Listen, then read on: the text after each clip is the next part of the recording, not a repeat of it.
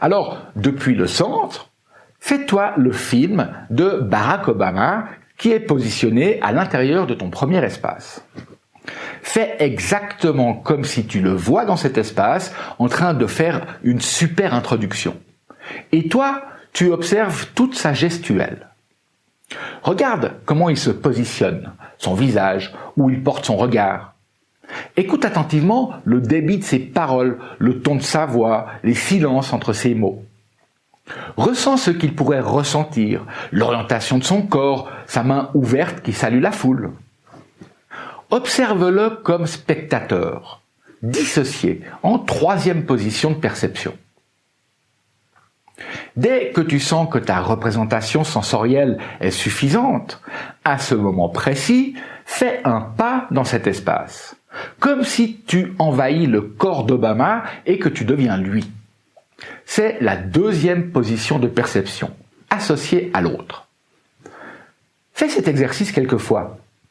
Tu te positionnes au centre, tu te fais le film d'Obama, tu calibres tout ce qui t'est utile, et quand tu sens que c'est bon, entre dans cet espace et fais ton introduction comme si tu y étais. Mais cette fois, associé en première position de perception. Bon, c'est pas mal. Mais c'est quoi le stimulus qui va déclencher cet état quand je serai sur la scène? Quand tu seras sur la scène, imagine que sur le sol, il y a les mêmes espaces et au même endroit que lors de ta préparation. Le simple fait de te positionner dans l'un d'eux va produire le même effet. Maintenant, si ça peut t'aider, tu peux aussi ajouter d'autres déclencheurs. Par exemple, de faire un claquement de doigts ou de serrer le poing quand tu entres dans l'espace. Plus tu empiles des éléments du VACOG comme déclencheur, plus tu favorises l'accès à ton encre. Et pour mémoriser ce que je dois dire, alors, comment je peux faire ça? Pour faire ça, tu pourrais jouer avec tes sous-modalités sensorielles. Par exemple, après l'introduction, j'aime bien commencer par raconter une petite histoire.